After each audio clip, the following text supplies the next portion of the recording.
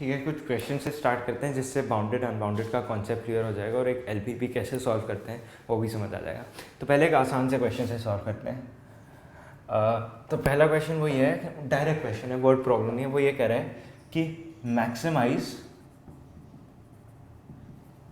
z equal to 4x plus y under the constraint x plus y less than equal to 50, 3x plus y less than equal to 90, x more than equal to 0, y more than equal to 0।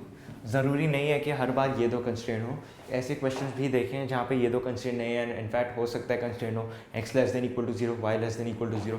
ये basically physical quantity constraints है, यानी जब word problems होती हैं जिस case में कोई quantity खरीद रहे हैं या कुछ बेच रहे हैं, कोई फूड मिक्स कर रहे हैं, तो कोई गाड़ी चल रही है, तब ये टाइप की कंस्ट्रेंट यूज़ होते हैं। पर हर बार ज़रूरी नहीं है कि ये दो कंस्ट्रेंट एग्जिस्ट करें। तो इस क्वेश्चन में एग्जिस्ट कर रहे हैं, ठीक है। तो इसको सॉल्व करना है। स्टेप 1, क्या मैक्सिमाइज करना है? क्वेश्चन में ऑलरेडी गिवन है कि maximise this, maximise z equal to 4x plus y, ठीक है। Step 2, write the constraint. हमारे लिए वो भी लिखे गए। जनरली वर्ड प्रॉब्लम होती है जहाँ पे ऐसे वर्ड्स यूज़ किए जाते हैं, बजट, स्टोरेज स्पेस या फिर टाइम।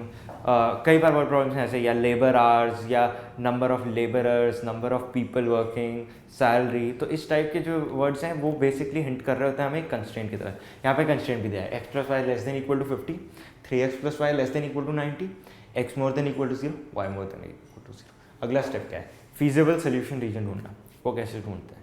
कंस्ट्रेंट ग्राफ पे प्लॉट करके एंड एरिया का इंटरसेक्शन लेके। तो कंस्ट्रेंट प्लॉट करते हैं ग्राफ पे।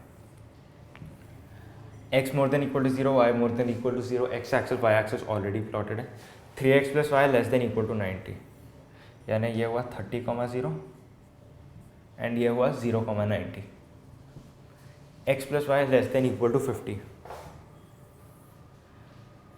ये हुआ 50,0 एंड ये हुआ 0,50। ये point x plus y less than equal to 50, 3x plus y less than equal to 90, यानी इन दो ट्राइंगल्स का जो कॉमन एरिया है।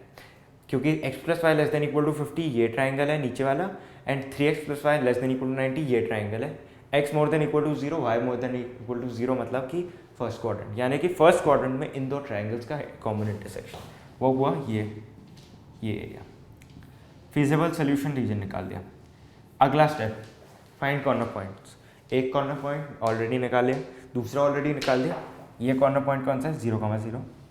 कई बार स्टूडेंट जो है इस कॉर्नर पॉइंट को इग्नोर कर देते हैं। जनरली मैक्सिमाइजेशन प्रॉब्लम्स में तो ये इग्नोर किया जा सकता है, वो भी अगर फर्स्ट क्वाड्रेंट में है, लेकिन मिनिमाइजेशन में ये पॉइंट इंपॉर्टेंट होता है। कई बार मिनिमा जो है 0,0 पे लाई करते हैं, इसलिए इस पॉइंट को इग्नोर नहीं करना चाहिए एंड भूलना नहीं चाहिए। ये पॉइंट भी इंपॉर्टेंट है। ये पॉइंट ढूंढते हैं। ये पॉइंट मिलेगा हमें सॉल्व करके x plus y equal to 50 and 3x plus y equal to 90 को सॉल्व करके। तो ये आई थिंक 20,30, ठीक है। ये पॉइंट आएगा 20,30, वेरीफाई कर सकते हैं 20,30 आता है। अगला स्टेप डन। अब हमने कॉर्नर पॉइंट्स भी निकाल लिया है, फीजिबल सोल्यूशन रीजन भी निकाल लिया। अब क्या करना है? अब हमें इन कॉर्नर पॉइंट्स पे ऑब्जेक्टिव फंक्शन की वैल्यू निकालनी है। 4 है, टेबल बनाते हैं इसको।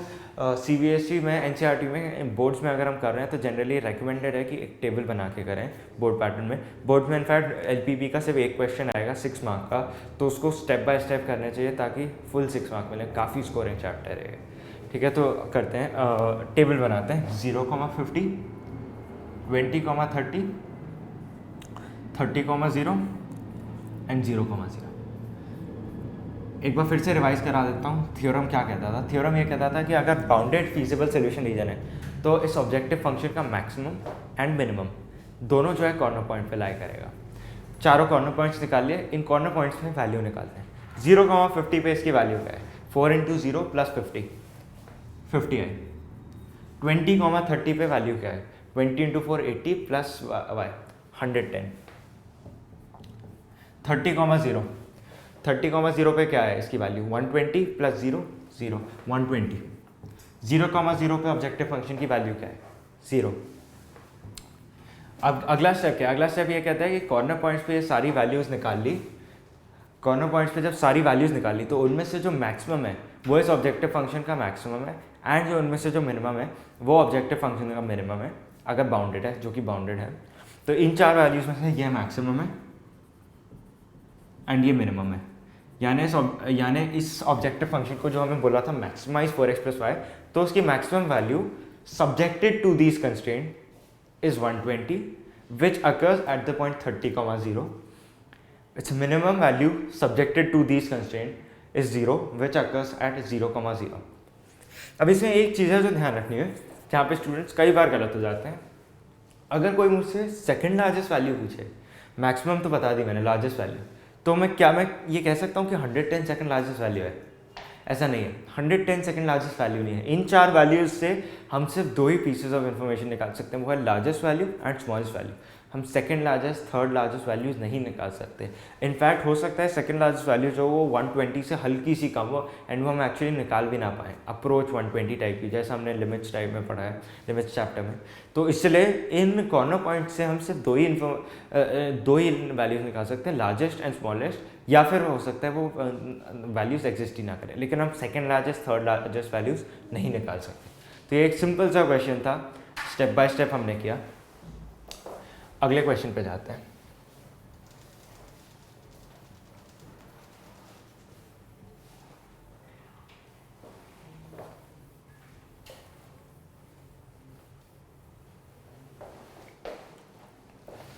अगला क्वेश्चन, ये भी एक डायरेक्ट क्वेश्चन है। अगला क्वेश्चन कह रहा है minimise z equal to 200x + 500y given the constraint x + 2y more than equal to 10, x more than equal to 0, y more than equal to 0 and 3x + 4y less than equal to 24.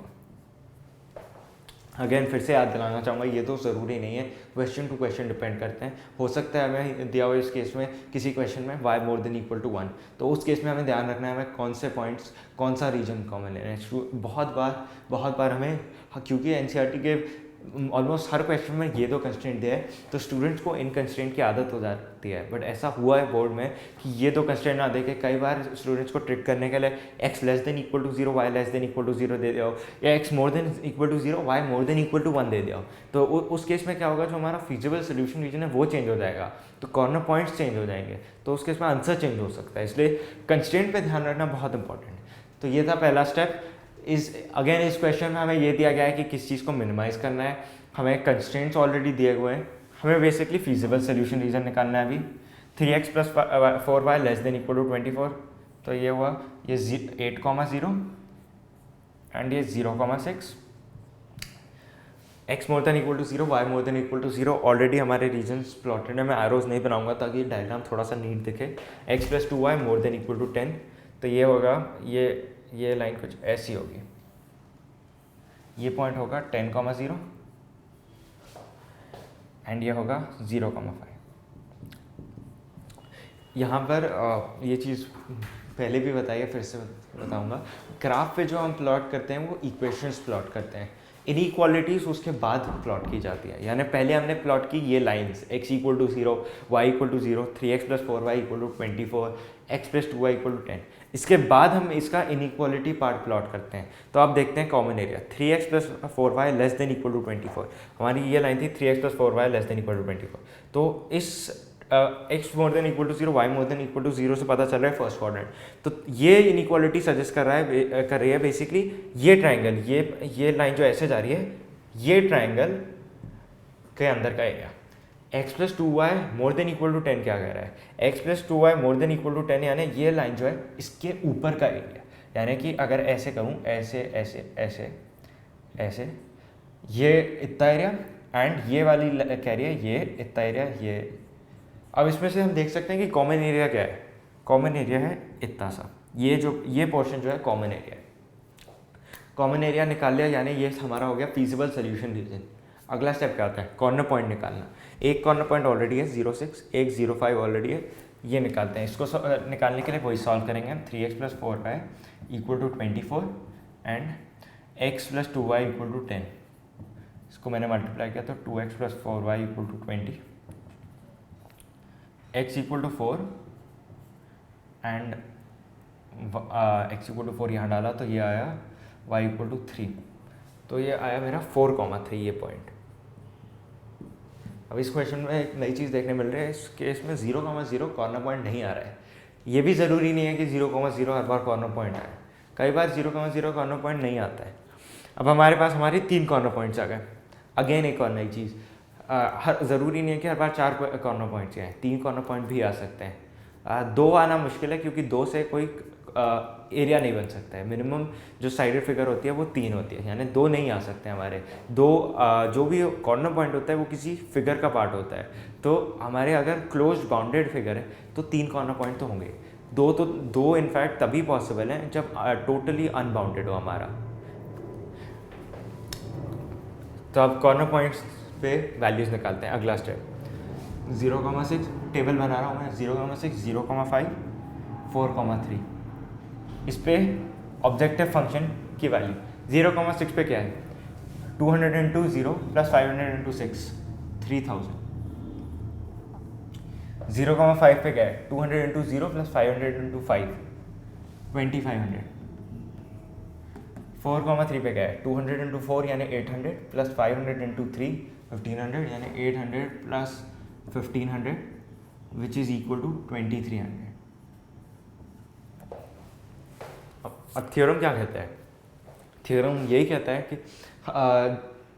कहता है कि इन corner points में से जो maximum and minimum value है वही इस objective function की मैक्सिमम और मिनिमम वैल्यू है। यानी ये इस ऑब्जेक्टिव फंक्शन की मैक्सिमम वैल्यू होगी और ये इसकी मिनिमम वैल्यू होगी। क्वेश्चन में बोला है मिनिमाइज z, तो आंसर इज कि minimum value of z subjected to this constraint is 2300 which occurs at the point 4,3। अगर क्वेश्चन ये भी बोलता कि find both maximum and minimum, तो हम ये कह देते the maximum value of the objective function is 3000 which occurs at the point 0,6। ठीक है।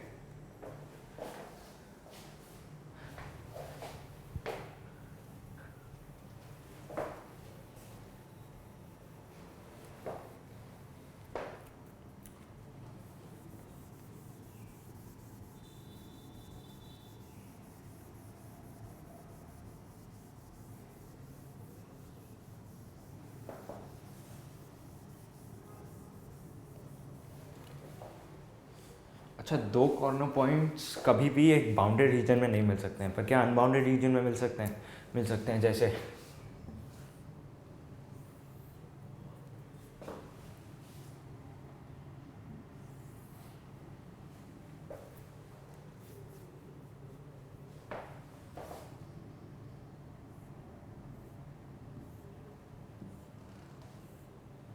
अगर हमारे कंस्ट्रेंट्स हों x more than equal to 0, y more than equal to 0 and इसमें लाइन को कुछ भी कह देता हूँ, x plus y more than equal to 10 या 100, कुछ भी कह सकता हूँ, तो कुछ ऐसा टाइप का फिगर आएगा। तो इस केस में कॉर्नर पॉइंट्स केवल 2 हैं एंड ये अनबाउंडेड है। तो 2 कॉर्नर पॉइंट्स अनबाउंडेड के केस में ही मिल सकते हैं, बाउंडेड के केस में कभी नहीं मिल सकते। काफ़ी लॉजिकल सी चीज़ है, बट जनरली 2 कॉर्नर पॉइंट्स वाला क्वेश्चन आएगा नहीं CBSE में, क्योंकि काफ़ी आसान हो जाता है।